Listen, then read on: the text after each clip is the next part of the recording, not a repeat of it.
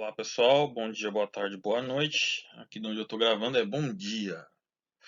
É, Vamos então começar o nosso passeio aí por aqueles 9 grupos, aqueles 9 filos de animais mais representativos aí, mais presentes no nosso dia a dia. Não vou dizer mais importantes, mas que a gente vai estudar, né, em detrimento dos outros 30 e poucos ou 20 e poucos que vão ficar faltando, né? É, Eu vou buscar para vocês aí mais material de todas as formas para que a gente veja esses animais, né? Para que vocês possam ter alguma forma de vê-los no vídeo, se familiarizar com eles, porque lógico, só esse tipo de apresentação que eu faço aqui fica muito chato, né? Fica um negócio árido. Falar as características do animal sem vê-lo. E todos esses organismos que a gente vai estudar, eles são muito legais. Eles são muito legais, tá? Então vamos fazer o possível. A apresentação eu vou tentar condensá-la para não ficar muito maçante, né? E descritiva, mas a gente tem que abordar isso também, né? A gente tem que abordar as características de cada filo, de cada grupo animal. Tranquilo? Então vamos lá, vamos começar pelos organismos menos derivados aí do reino animal, que é o filo porífera. São as esponjas. Né? Então a gente vai ver uma imagem de uma esponja no próximo slide. Aqui você tem duas ilustrações, né? Isso aí é uma ilustração de um animal. Isso aí é um bicho, né? Muito estranho a gente pensar numa esponja como essa que está aí como um bicho, né? E de fato, são os bichos em certo sentido menos bichos que tem. A gente vai ver por quê, né?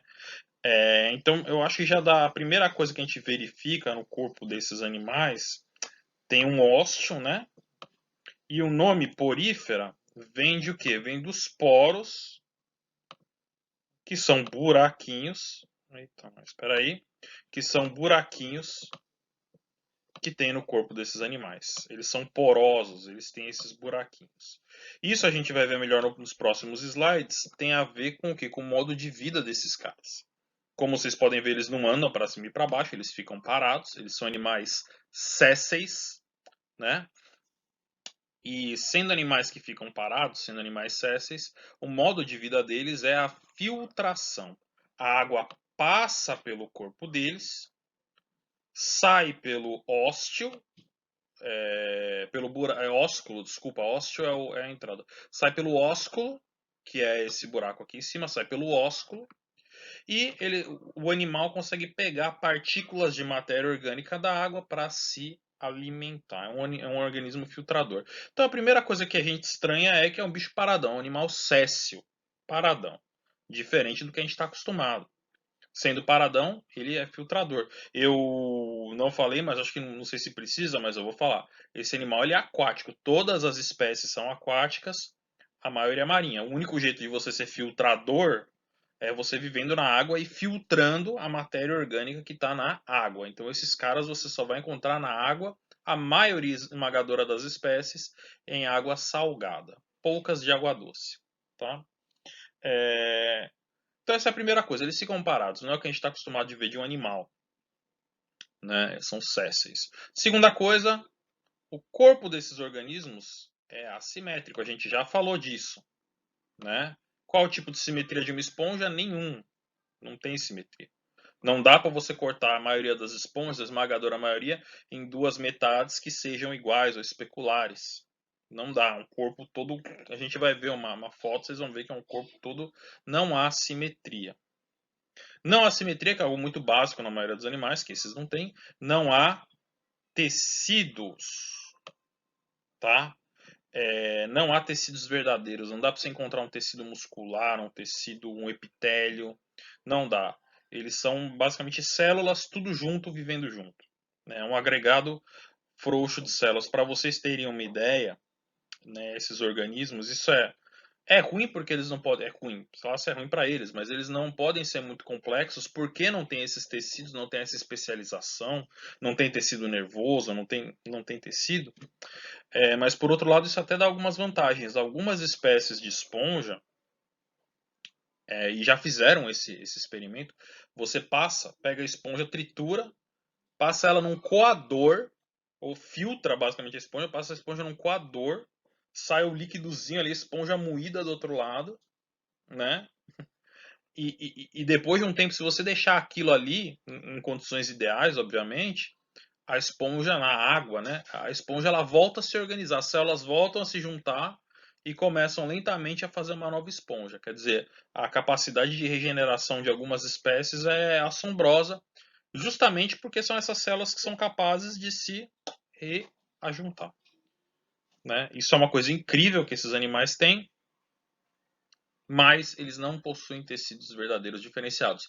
É outra coisa que aparece aqui em todos os outros animais, tirando as esponjas, tá? Então, são animais muito diferentes do que a gente está acostumado por essas razões. Multicelulares, mas não têm tecidos verdadeiros, não são simétricos, são filtradores, ficam parados, são animais sésseis que ficam parados na água, né? E vivem todos na água. Legal, vamos ver aí se a gente vê a cara de uma esponja. Tá aí. Então, apesar disso, ou por causa disso, são 9.000 espécies. A gente vai. Vocês. Não é pouco, tá, pessoal? Mas a gente vai ver, comparando com alguns outros grupos de animais, também não é muito. Mas 9.000 espécies é um número considerável, ou seja, tem uma diversidade considerável. E aqui uma esponja, né? Dá pra ver que é assimétrico. Se vocês estivessem mergulhando aí no Recife de Corais, eu não sei onde essa foto foi tirada, mas muito provavelmente vocês nem parariam para ver, nem se ligariam que se trata de um animal, né? O que é isso, né? Se você não soubesse, então são seres muito estranhos, né? E aí você vê o ósculo na parte de cima, esse buraco, tem a ver com a organização do corpo desses organismos. Aí mais um exemplo de esponja, a mesma coisa, nem dá para ver que é um bicho, elas ficam paradonas, né? Em algumas espécies, o ósculo ele pulsa, ele abre e fecha, né? Ele tem essa capacidade, mas fora isso, né? Ficam ali paradonas. Você pode cutucar elas, elas não vão reagir imediatamente ao estímulo. Estudos até mostram que elas se movem, mas é uma taxa muito devagar, né? Elas geralmente não. A gente pode falar que elas ficam paradas, são animais sésseis. E como a gente pode ver, sem nenhuma simetria. Tá legal? Bom, aí então a gente vai falar da estrutura do corpo desses animais, né? A gente já vai ver os diferentes tipos celulares que eles têm, mas o mais importante é esse aqui, ó. É o coanócito. O nome dessa célula é coanócito. Ela tem essa abinha, esse colarinho na parte de cima e um rabinho, um flagelo também numa das pontas, né? Na parte de cima. É o coanócito, pessoal, que vai o quê? Primeiro, o flagelo fica batendo. Então, o coanócito é que faz o quê? Que a água se movimente. Ó. A gente está vendo aqui nessa figura a setinha apontando a movimentação da água. A água entra pelos poros no corpo do animal, lembra que eu falei? E sai pelo ósculo. Quem faz essa movimentação é o coanócito, né? Com o flagelo batendo, e esse flagelo também é capaz, o coanócito também é capaz, né, de capturar o alimento, de fagocitar a matéria orgânica em suspensão. Então, o coanócito captura esse alimento que está aí na água do mar, pedaços de matéria orgânica, pedaço de cocô de peixe, é um filtrador. Então, isso passa pelo poro, o coanócito vai capturar o alimento e vai digerir o alimento. Perceba, quem digere o alimento é a célula, é o coanócito. O alimento vai ser digerido aqui dentro da célula. A digestão a gente diz que é intracelular. A gente vai ver que na maioria dos animais a coisa não é bem assim, inclusive na gente, né? A digestão na maioria dos animais é parcialmente ou totalmente extracelular, ocorre fora da célula. Na gente, por exemplo, a gente vai ver bastante sobre isso, a digestão acontece no estômago, acontece no intestino, na cavidade intestinal, no buraco ali, no tubo, né? As células vão só absorver o nutriente já digerido.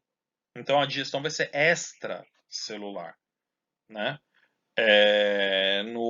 Nos poríferos não, a digestão é totalmente intracelular. Quem faz a digestão é o coanócito e outros tipos celulares vão redistribuir ali os nutrientes.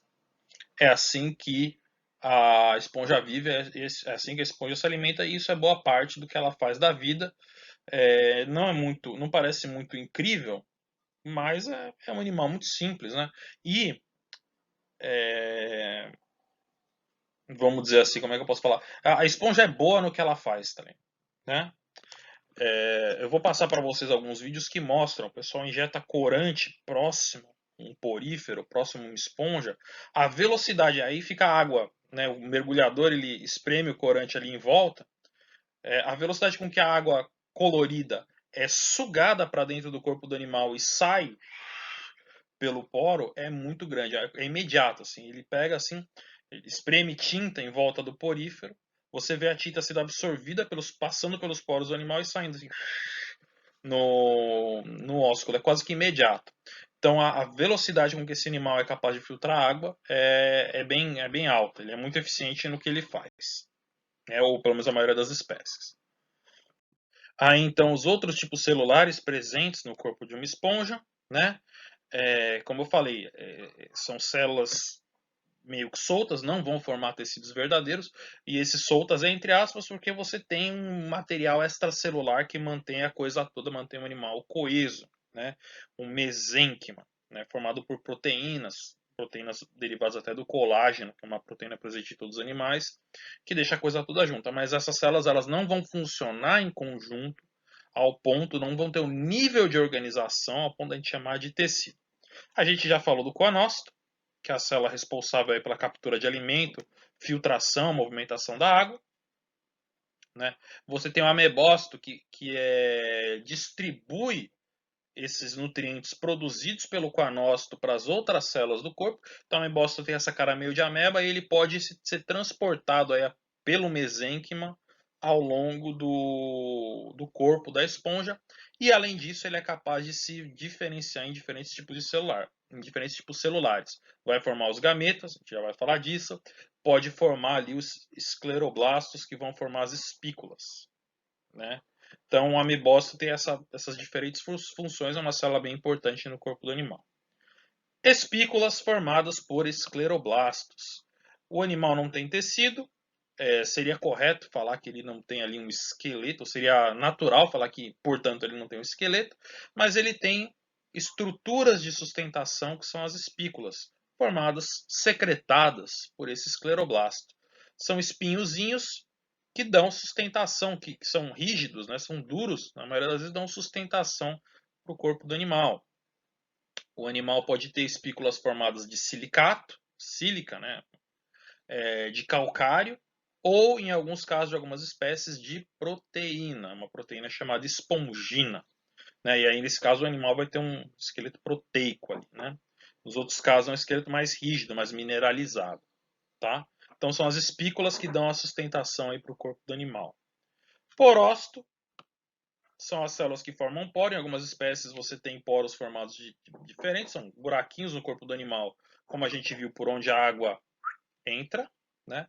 E na maioria dos casos esses buraquinhos são formados por células especializadas, os porócitos, né? Por fim, os pinacócitos, que são as células de revestimento externo ali, que ficam na parte externa, tá? Então esses são os principais aí tipos celulares presentes nas esponjas. Né? Tá aí o corpo. Ah, tem mais um que tá aí, né? Que são células especializadas para contração do ósculo. Como eu falei, o ósculo, a parte de cima, ósculo é uma palavra grega que quer dizer beijo, né? Porque na maioria das espécies, ou em muitas espécies, a boquinha ali, a abertura por onde sai a água, ela fica pulsando. Ela abre e fecha, parece tá fazendo beijinho. Nossa, tá, eu não vou gravar de novo, vai ficar essa coisa ridícula aí mesmo. Tudo bem? Então você tem essas células aí também. Tranquilo? Beleza. Legal. Então, você tem várias coisas aí que podem diferenciar as espécies das esponjas. A principal delas eu já falei, né?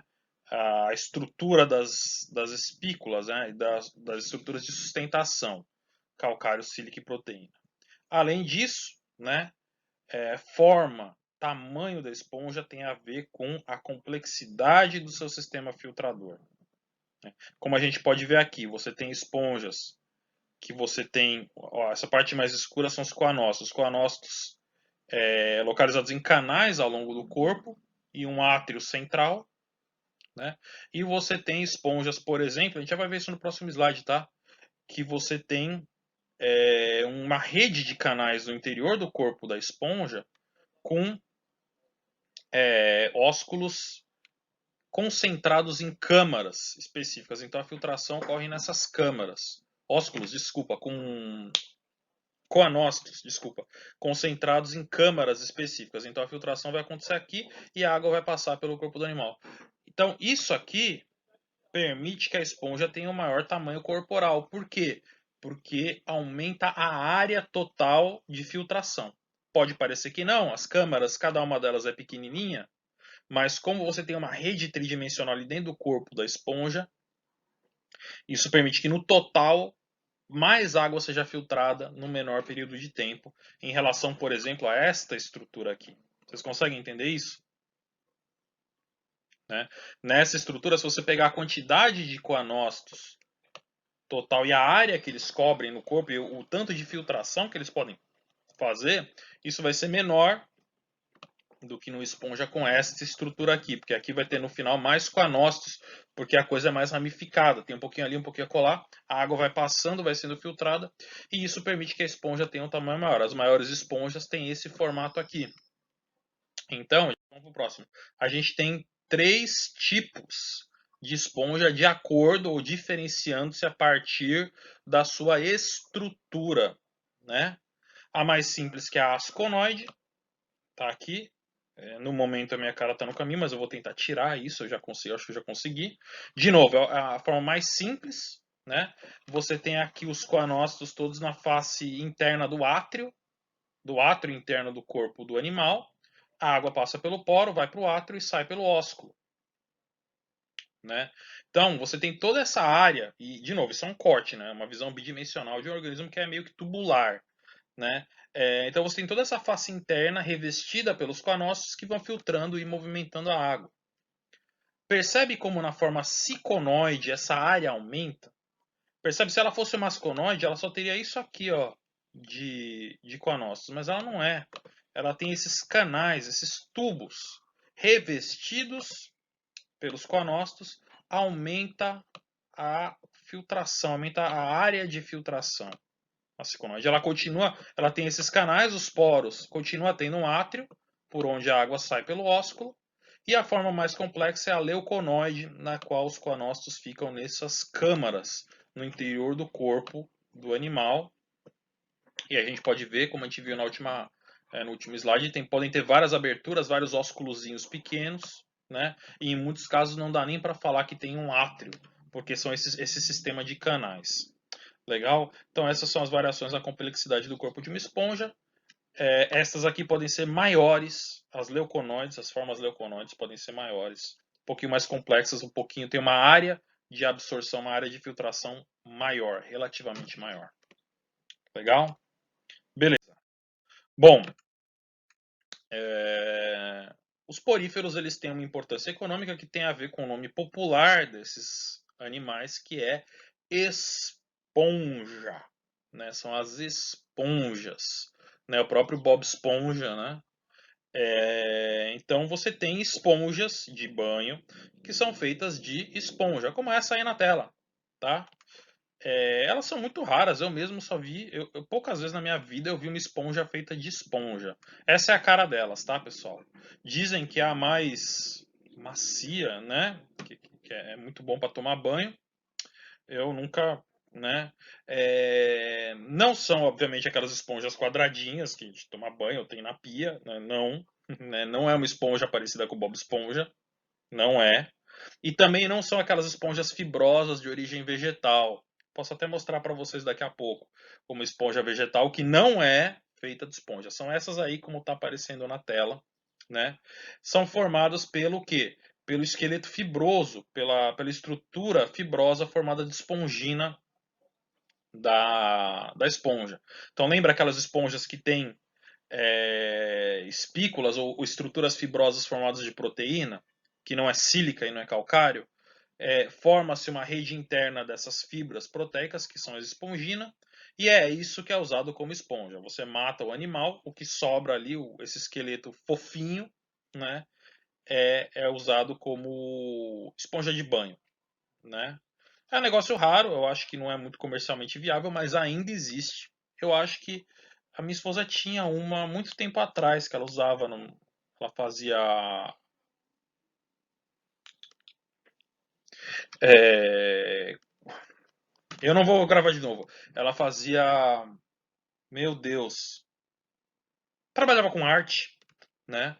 Então ela tinha uma pequenininha, uma esponja feita de esponja, feita de porífera mesmo. Tem essa cara aí, eu poucas vezes na minha vida vi, tá aí pra vocês verem, né? Então, as esponjas com esqueleto interno proteico de espongina são utilizados ou podem ser utilizados como esponja de banho. É para isso que elas servem, além de filtração, além de ter um papel ecológico importante, tá? Beleza. É, essa é a importância. Vamos falar rapidamente da reprodução desses caras, né? Que é mais interessante do que pode parecer a reprodução dos poríferos. Como muitos animais que a gente vai ver, mas não todos, as esponjas, os poríferos, eles têm dois tipos de reprodução: assexuada e sexuada, né? Qual a diferença? Vocês devem saber. Digam aí. Pode falar, fala para a tela. Beleza, é isso mesmo, né? A assexuada, ela não tem variabilidade genética. O organismo se reproduz só através de mitose, produzindo um clone, uma cópia dele mesmo. A sexuada, você tem o quê? Recombinação genética de dois organismos, produzindo um terceiro geneticamente diferente, geneticamente único. Essa é a principal diferença entre reprodução assexuada e sexuada, tá, pessoal? Então, reprodução assexuada, principalmente dos poríferos, é o brotamento, né? Então, nasce um brotinho da esponja, como você pode ver aí no Pop Esponja, né?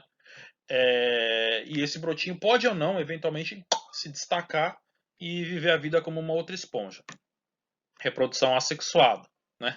Tem um episódio do Bob Esponja em que ele faz brotamento. É uma das piadas mais engraçadas de toda a série.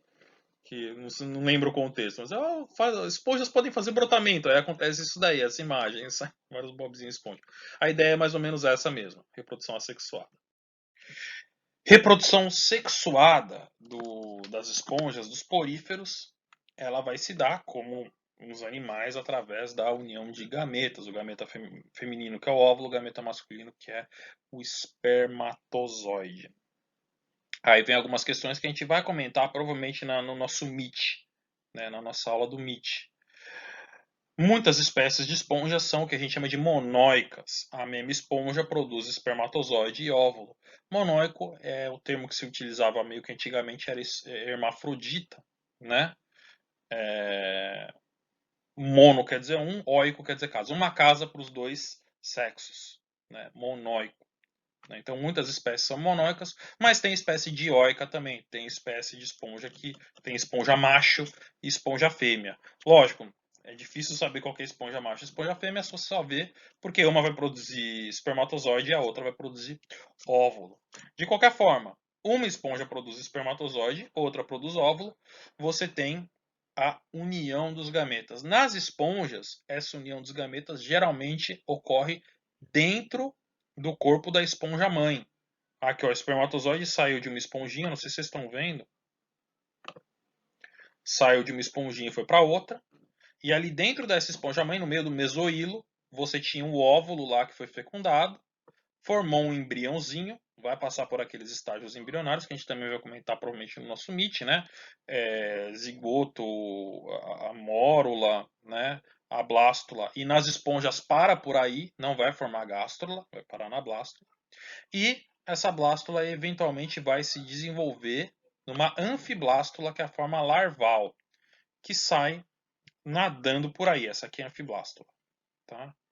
É uma larvinha que sai nadando por aí até se fixar ao substrato e começar a crescer como uma esponja, né? Uma outra esponja. Então a fecundação nesses casos é interna, ocorre dentro do corpo da esponja.